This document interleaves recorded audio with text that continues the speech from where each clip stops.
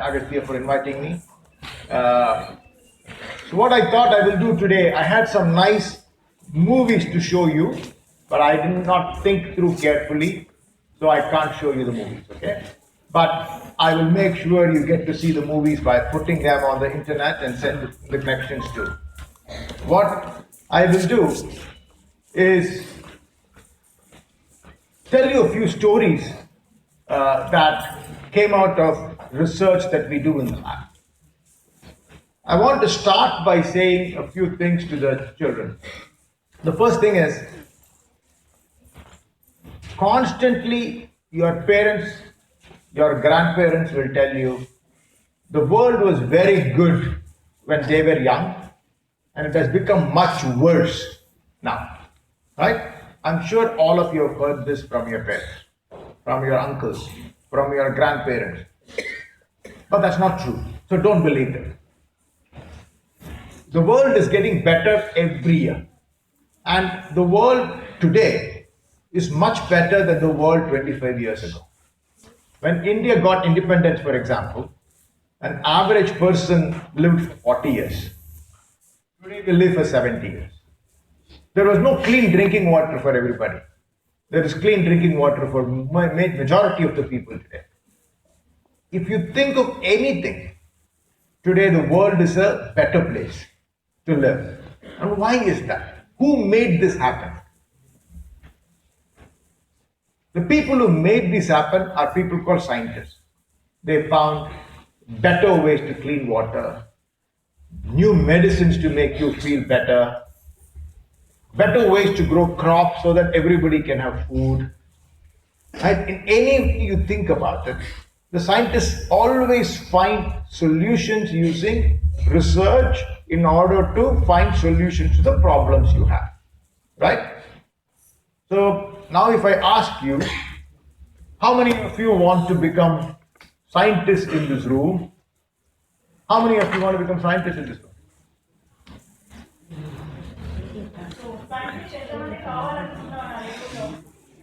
One, two, three, four. Very good, thank you. Very good. So you are the people, right? All of those who put their hand up, and all of you, those who become scientists, are the people who are going to change the world. Okay? And I want to tell you one more thing. I study biology. Okay? I did not start studying biology. I studied physics and then I do biology research. And if you do research in biology, you believe in something called evolution. Okay? Evolution means what? We were all monkeys and then we became apes and then we became men. Right? Over millions of years. And what does this mean? What this means is every time the environment around us changes,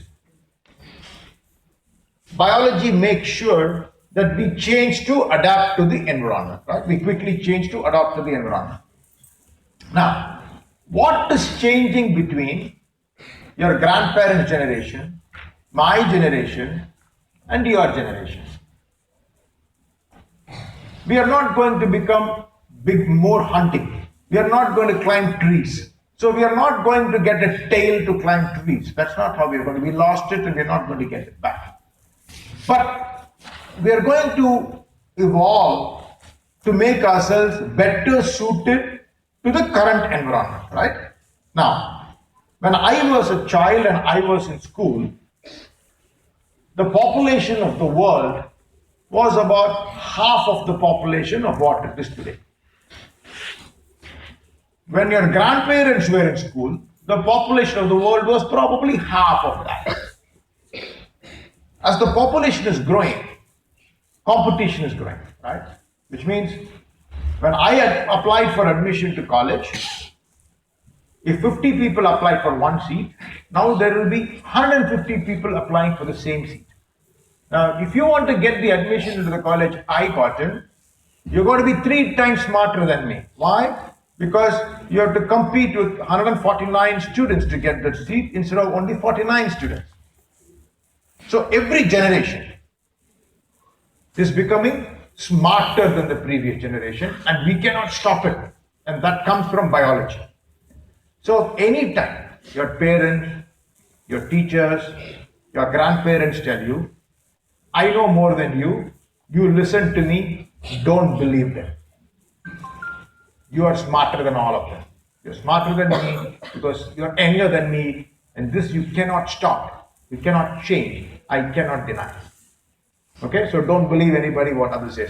So you have the power, you are smarter, and you have the ability to change the world. So believe in that, and that's the most important thing that you have to remember. Okay, so this is the message that you have to remember after I leave for the rest of your life. Even when you grow old. Why is it important that you remember when you grow old? You got to remember that your next generation, your children, are going to be smarter than you. And treat them therefore with respect, just like you want your elders to treat you with respect. So remember this. So let me go back to the first point. But the smarter of you are going to be scientists and help solve the world's problems. So what do these scientists do? So when I ask you what scientists do, the first thing you will say, who is a scientist? You think of somebody who's completely crazy, with hair grown everywhere, right? Dressed badly, behaves poorly, and does some crazy things. But it's not true. Scientists are normal people, and only thing is, just like an engineer does his work, the doctor does his work, they do their work and they like what they do. Okay? But how do they do the work, and what is the motivation to do science? And how do you do science that will change the world? So I'm going to tell you a few stories. The first story I'm going to tell you is the story of a work that was done by 2 or 3 people in my institute called the National Center for Biological Sciences, by a person called Prof. Ramaswamy and Dr. Malali Gowda, and my lab also contributed a little bit. This is to doing with looking around you and asking some interesting questions. In India, in many houses, even today, before you eat food, before you eat your rice, what do? You take your rice, hot rice, and you offer it to God. How do you offer it to God? You take some ghee and you put it on the rice. And on that rice, on that ghee, you will put a green colored tulasi leaf, right? You will not put the purple tulasi. You will use the purple tulasi to pray to God, but you will put a green colored tulasi leaf. So what Ramaswamy and Malali Gowda asked was, for thousands of years in India, people have been putting this green colored tulasi and not the purple colored tulasi, and they are putting it on hot rice and on ghee. Why are they doing that? What they found is very interesting. Tulasi has a large number of medicinal compounds that can keep you healthy. Right? Now, interestingly, these medicinal compounds are all compounds that will only dissolve in fat. They don't dissolve in water. So when I put this green tulsi on hot rice, all of the pores of the leaf open. And the pores open up, and there is ghee, and these compounds come out, and they dissolve in the ghee, and then when you eat it, you get the benefit of all of these compounds. But how do I know I should eat the green tulasi and not the purple tulasi? So at least some of the older kids would have heard of this very popular thing that we talk called genome, right? We all have the same genes. Not the genes that we wear, but the genes that makes in ourselves. So we have these genes. So what they did was they took the Rama Tulasi, which is the green Tulasi, the Krishna Tulasi, which is the purple Tulasi, and then they sequenced the genome from both of these Tulasis. And they asked all of these compounds that has these medicinal properties comes from where? And they said, oh, they are all coming from Ram Tulasi and not the Krishna Tulasi. So somehow, thousands of years ago, our forefathers figured out why we should be eating the green tulasi and not the red tulasi. They didn't know the genome sequencing. But now we are in a different time in the world. Now using modern science and technology, we have sequenced the genome, and we have found out how these genes are making these compounds that are good for you. Now, how can I use modern science to help everybody become healthy? One way is to grow a lot of tulsi plants and make everybody eat tulsi. That's not going to work. Because now we are close to be 6 billion people in the world. I need to grow rice, I need to grow wheat. I can't do that. And I need lots of ghee. I can't do that either. Because then I need lots of cows, which means I need a lot of grass. I can't do that either. So can I do something with modern science? So what we can do is something interesting. Since now we know science, what are the genes in the tulsi plant that are making these compounds, we can take all of those genes and put them in something called yeast. Yeast is something that all of you use to make bread, to make your chana bhatura, right? So what I can do is take all of these genes and put them in yeast. And then I will give you this yeast to make your chana bhatura, to make your bread and eat it. Now suddenly what happens, this yeast is making all of these very good compounds that you got from eating tulsi, but you can still use your chana bhatura and got all of these healthy things that you can do. So this is what modern science has done by understanding in a very detailed fashion how this tulsi plant is used, making these compounds, and then making it into a useful product that we can use today to adapt to our society now rather than to a 2000-year-old society. Okay? So this is one story I want to tell. So the purpose of telling the story is there is a lot of interesting information and wisdom that as a nation we have generated over thousands of years that we have lived in this country. It's our responsibility just not to take what comes from the West alone, but also to understand the fundamental science behind this wisdom and then use that to better ourselves. Okay, so that's the important lesson. So don't ignore ancient wisdom. Everything that the West says is not necessarily right. There are good things about what the West says, and everything that your grandpa, the wisdom of old days is not right. There are good things. How do we use science to query them correctly and well? So that was the first story I wanted to say. I'm going to continue in the same range, but I'm going to switch from a plant to an insect. All of you have seen cockroaches. I saw the column of the cockroach outside. Right? I don't know who drew that, but it is drawn very well. Why do I say it is drawn very well? When I saw the picture of the cockroach, I saw something there. Okay, and all of you who did not see that should go see that. In the back of the cockroach, they have drawn a little U-shaped thing. Okay, here's the cockroach, and in the back of the cockroach, they have drawn a little U-shaped thing. And those, I don't know if the person who drew cockroach knew this, but they have seen the cockroach carrying a U-shaped bag behind it. And that U-shaped bag is called a birth sac. What is inside that birth sac? The cockroach lays eggs inside. Okay? And it carries the egg everywhere and it goes. Why? So that if it leaves it somewhere, you or I will stamp it and kill it, and we don't want that to happen. So the cockroach is safeguarding its eggs. Now there are many types of cockroaches. There is one specific type of cockroach which is called the Pacific beetle cockroach. Okay? It's found in a place called Hawaii. And this cockroach has evolved to be much smarter and much better than the cockroach which has this birth sac. That also has the birth sac. It lays eggs. And then it does something more interesting. It makes milk like what mammals do. Right? Cockroaches are not mammals, right? They're insects. They don't make milk. But this cockroach makes milk.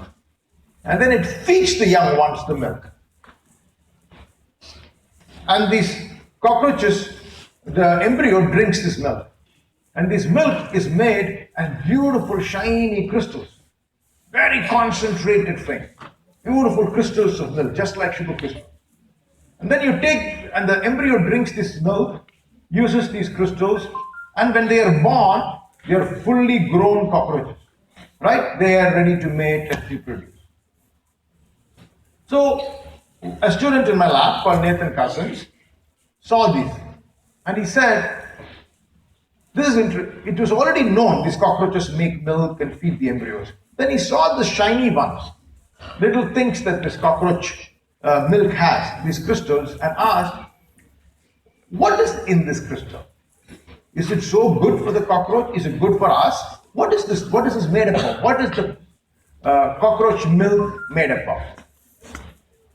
So we use a lot of different techniques of modern science, and he determined every atom that makes this food, right? And then he looked at the structure, and it is very interesting. What is this crystal? It's a protein. And to this protein is attached a large number of sugars, right? It's 24% sugar. And then in each one of these protein molecules, there is a fat molecule bound, right? What are the things we need to live? We need sugar, carbohydrate, we need fat, and we need protein. So these crystals are made up of everything. It is made up of protein, it's made up of sugar, it's made up of fat. Why is it in crystal form? It's in crystal form because of something very interesting. It's inside this birth sac, right? And there is no way to excrete things. So the mouth of the embryo baby is open and the back is closed. So nothing can go out. When we eat food, right, we excrete. You know why? Because we only need about 10% of the calories that we get from the food. We don't need more than that. So 90% doesn't. Depending on who you are, 90% to 60% goes to waste. But always at least 60% goes into waste. But now there is no way to get rid of anything. So what did this cockroach do? Make these into beautiful crystals. And all of you have seen crystals of sugar, right? What is the crystal of sugar? It's a solid crystal. And you put it in water, it will dissolve. And then if you keep removing the water from the slowly evaporate, it will crystallize again. So a crystal is something that is there is solution state and solid state. Now, if I take away some food from the solution state, what will happen? The concentration of the sugar or the protein will go down in the cockroach's milk gut. And when it goes down, so the embryo has used some of the food, some more of the crystals dissolve. So it is not only food, it is also food that the embryo can use only when it wants. So then we ask the question, how good is this food? Is this cockroach milk really good food? So you can compare, right? So the most healthy food that we know is buffalo milk. Okay, it has about 110 kilocalories per 100 grams. Now, how good is this? This is more than 2 times calorific value than the most known food that we can ever have. So insect protein, insect milk is the most nutritious and the highest calorie food that we have discovered so far. Okay, it's very interesting. Now, good, I have found out insect protein is very good food. Now I'm going to ask you a question. Protein deficiency is a big problem. In India especially, a majority of the people in the rural areas are deficient in protein. Unless you are big meat eaters, you eat a lot of chicken or you eat a lot of meat, which most of us don't do. Even non-vegetarians in India eat meat like once a week, right? We don't eat meat every day. So protein deficiency is a big problem. And I'm going to say, haha, I found a very good source of protein in cockroach milk. I'm going to give all of you cockroach milk. How many of you will drink it? See, not a single hand goes up. None of you are going to drink it, right? Because what are the first things that you do when you see a cockroach? You want to kill it. So what do? Now I can bring modern science, right? What we do again is use yeast. Now what the yeast will do, if it has the gene, if it has the DNA, it will make that most nutritious food that we know. Now I can take this yeast and give it to you and say, go make your chana bhatura, go make your bread, you will get high protein bread, you will get high protein chana bhatura, and you can all be happy, right?